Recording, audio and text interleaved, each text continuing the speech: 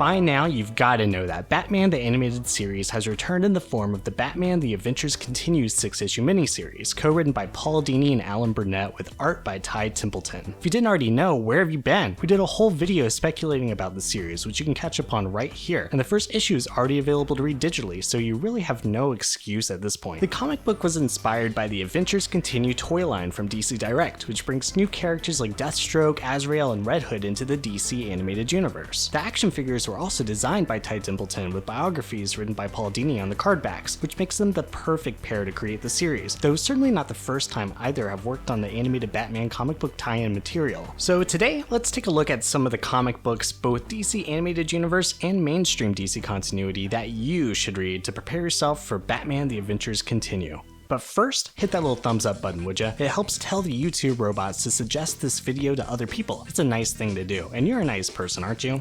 Yeah, you are. If you're concerned about all the back reading you may have ahead, don't worry. The production crew stated that if you've watched through the new Batman adventures, you should be pretty well caught up. But since writers love to pull from previous stories they were attached to, these issues may have some sort of reference. We'll have to wait and see, but we'll let you know for sure in our upcoming Easter eggs and analysis videos for The Adventures Continue. Most recently, the Batman and Harley Quinn animated feature was paired with two comic series helmed by Templeton with various artists, the Harley Quinn and Batman prequel series and Batman and Harley Quinn sequel series, naturally occurring after the film. Until Batman The Adventures Continue, these were some of the latest print installments of the DC animated universe, along with Dini's Harley Loves Joker, but more on that later. Paul Dini is most well known for co-creating Harley Quinn for Batman the Animated Series, and first conveyed her origin story in the Batman Adventures Mad Love special with art by other co-creator Bruce Timm, later adapted for the Mad Love episode of the new Batman Adventures. Dini notably spearheaded the Batman Adventures Annual #1, which first introduced the original character Roxy Rocket in the 3-part Going Straight story, years before her first on-screen appearance in The Ultimate Thrill, as well as short stories Puppet Show featuring the ventriloquist and Scarface, 24 Hours with Harley Quinn and Joker, Study Hall with the Scarecrow, and Laughter After Midnight with the Joker. Paul Dini wrote an excellent Two-Face story that was intended as an animated movie, but ultimately used instead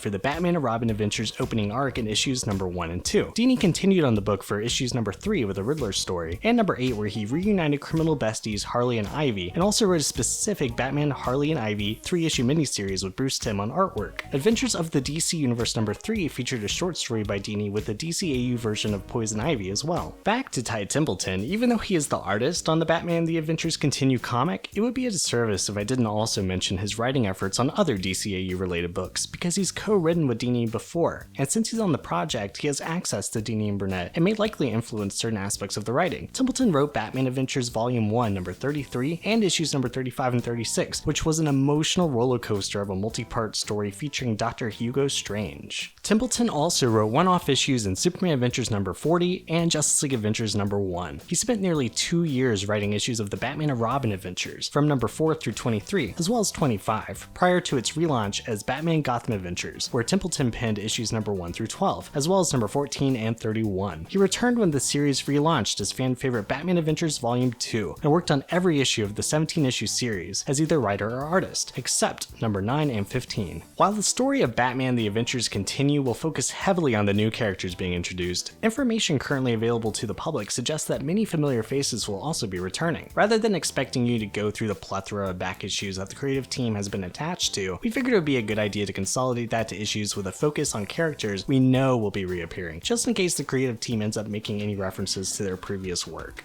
We know for sure that Bane makes an appearance in issue number 1, where Batman spots the villain on a rooftop prior to a fight alluding to the backbreaking from KNIGHTFALL. Templeton also illustrated Bane in the Batman and Robin Adventures number 12, titled To Live and Die in Gotham City from November 1996, which served as a sequel to Bane's self-titled BTAS premiere episode in 1994. The Penguin, old Ozzy Cobblepot himself, appears on the billboard during the same sequence with Bane in issue number 1, and surely can be expected to have a flipper or two involved in more of the series to come. Templeton previously wrote the villain in the Batman and Robin Adventures number 4, titled Birdcage, where the Penguin attacks Gotham Zoo with mind control tech to send its birds back to their natural habitats. Templeton also co-wrote the fan favorite story arc in Batman Adventures Volume 2 with Dan Slott, where the Penguin won a campaign to become the mayor of Gotham City before ultimately being ousted by Batman. While it lasts for the duration of the first 13 issues, the specific big ones with Penguin are number 1, 2, 5, 10, 11, and 13. Lex Luthor returns to Gotham City since he last visited in the World's Finest 3-part episode, also written by Paul Dini and Alan Burnett, and adapted into the comic book of the same name. This time, Lex wears his battle suit as first seen in the Justice League episode In Justice for All, and sends a robot to run an errand on his behalf, possibly something to do with Brainiac, alluding to their alliance as seen in the Cadmus story arc of Justice League Unlimited. Lex also takes a chance to catch up with Bruce Wayne in a business meeting. Paul Dini was the writer on Superman Adventures number 1, which was a direct sequel to Superman the Animated Series episode The Last Son of Krypton. The variant covered by Sean Murphy for Batman the Adventures Continue number 2 shows Annie from the new Batman Adventures episode Growing Pains, being defended by Tim Drake's Robin. Her return is a bit of a mystery considering that Annie was revealed to be an aspect of Clayface that split and grew her own consciousness, but the cover suggests she is now a target of Deathstroke for either protection or extermination. Alan Burnett elaborated in an interview for DC Previews. We even allude to certain episodes, such as the one in which Robin befriended a little lost girl who turned out to be part of Clayface. She comes back for a page or two in these comics. Clayface was previously written by Paul Dini in the Batman Adventures Holiday Special, which would be adapted in the new Batman Adventures episode Holiday Nights. Clayface was also written by Ty Templeton in the first issue of Batman Gotham Adventures. Speaking of references, Paul Dini kinda has a running thread throughout some of his tie-in comics, like how he created the assassin Kitsune for the Mask of the Phantasm sequel story, brought Kitsune back for Batgirl Adventures number 1, where Harley Quinn wore a winter coat, which would be seen again in Harley Loves Joker, a backup series that ran in Harley Quinn Volume 3 and Harley Loves Joker number 1 and 2, which would bring in Walrus and the Carpenter of the Wonderland Gang to DCAU continuity, who are now reappearing in Batman The Adventures Continue. The gang was created specifically by Dini as henchmen for the Mad Hatter in Detective Comics number 841 from the mainstream continuity, but Dini and Templeton did write the Mad Hatter focused Batman and Robin Adventures number 17 together for the DCAU. Since we see the gang alongside Mad Hatter in this new panel, perhaps the Batman and Robin Adventures issue will have some bearing, but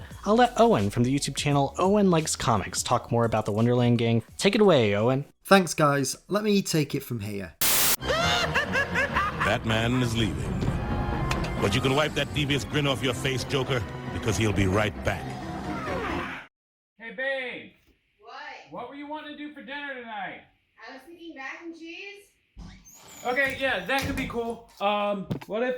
Oh, shoot! I wasn't expected to do a video today. Oh! There's a list of patrons on the bed. You guys don't want me to say your name inside of a bathtub? So I just got out the shower, and I'm gonna say them now instead. First off, we gotta thank you to Carter Morris, Nick's name. We got CB in the chat. That was the name of one of my friend's dogs. You were a good dog when I knew you. I'm glad you're here. Eric LeBeau is coming in 4th place. Thank you, Eric, for becoming a patron. Pete King, glad to see you went from a small town mayor to becoming a king. That's really cool of you. Our last new patron is Damian Martinez. We appreciate the help. What are you doing out there? If you're gonna not wear pants, you probably need to make sure that you definitely won't be in the camera. After all our new patrons, we got Jake Coors, who has upped his patronage. Thank you, Jake, for doing that. And then we got the people that we say every time. Dark Poet 1792, we love you. Daniel Chan, I love you too. Robert Sterling, I hope you're making some meatballs right now. Cameo, Shadowness, he's a good guy. Or girl. Is Cameo a boy's name or a girl's name? Babe, is Cameo a boy's name or a girl's name? Like, I know there was Cameo that did that Word Up song. Their last name is Shadowness. Oh, that's an edgy.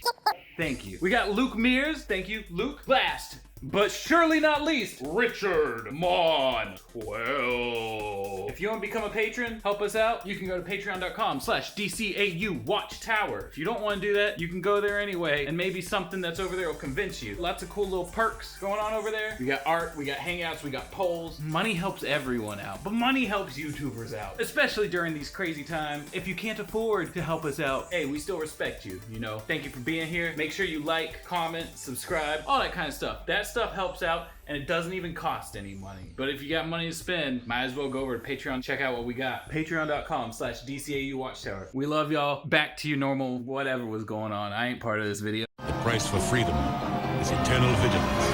Batman is back. So the Wonderland Gang debuted in the pages of Detective Comics issue 841 from April 2008, created by the team of Paul Dini and writer Dustin Wen. They are essentially a gang of henchmen named and dressed after different elements from Alice in Wonderland, so it's unsurprising that they first appeared in a story working alongside the Mad Hatter as well as Tweedledum and Tweedledee. While hardly A-list villains, The group have made a number of appearances in Batman stories in the years since their creation, maybe most prominently on the CW's Batwoman TV show. They are an interesting group of villains with a gimmick that makes them stand apart from regular henchmen, so it might be interesting to see how the Wonderland Gang are integrated into the DCAU.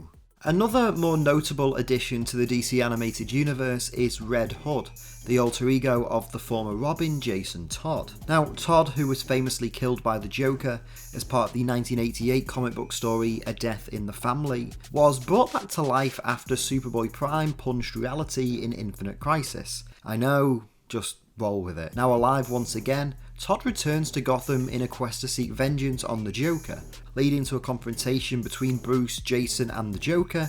There, Bruce attempts to connect with Jason emotionally and tries to bring him back to the light, but Todd, unable to shake off his anger, flees the scene after attempting to kill the Joker but being thwarted by Batman. Now, following this story, Red Hood continued to make sporadic appearances as the morally questionable anti-hero of the Bat family, with the character now becoming more of an ally to Batman and the family, while also teaming up with other heroes such as Arsenal and the Outlaws.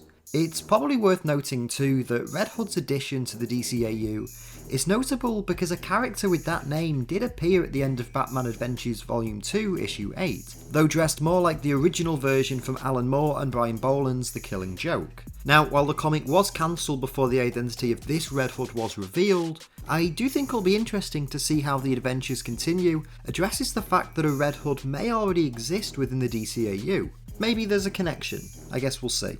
From one famous Gotham anti-hero to another, AZRAEL is another highly anticipated addition to the DC animated universe. Real name Jean-Paul Valley, AZRAEL was created by Denny O'Neil, Joe Quesada and Peter Milligan, first appearing in the pages of Batman Sword of Azrael issue 1 from October 1992, introduced as a highly trained assassin working for the Order of St. Dumas. Now, Azrael's biggest contribution to the Batman mythos came the following year, when, as part of the ongoing Batman KNIGHTFALL story, he actually took over as the Caped Crusader after Bruce's back was broken by Bane. Azrael continued being Batman for around a year, and even after Bruce returned to reclaim the cape and cowl, Jean-Paul Valley continued to be an ally to the Dark Knight, before his death in Agent of the Bat issue 100. Now, a second Azrael, Michael Lane, was introduced by Grant Morrison a number of years later, and is actually the version seen in the Batman Arkham games, but it does look like the Adventures Continue will be adapting the original Jean-Paul Valley Azrael from KNIGHTFALL, with the design shown for the new action figure being a near-perfect DCAU rendition of his equally impractical and awesome-looking 90s Batman costume. From one distorted alternate Batman to another, maybe one of the most intriguing new characters introduced in the Adventures Continue is the Batman Who Laughs. Created by Scott Snyder and Greg Capullo in 2017's Dark Days The Casting issue 1, this twisted villainous version of the Dark Knight is actually the Bruce Wayne of Earth -22, who was exposed to the same chemicals that turned the Joker into the Clown Prince of Crime and distorted Batman into a monstrous hybrid of both himself and his greatest foe. He's still just as smart, strong, and methodical as the Dark Knight was previously, but now he's equally sadistic, psychotic, and dangerous, to the point where he actually exposed his son Damian to the same chemicals and turned him into a mini Joker-Robin hybrid. Think similar to what happened to Tim Drake in Return of the Joker. Now, the addition of the Batman Who Laughs is for me one of the most intriguing things about the Adventures Continue. He's such a unique foe for Batman, who offers such a really different test for the hero. I mean, it's difficult enough to fight the Joker, never mind a version of him who's also Batman.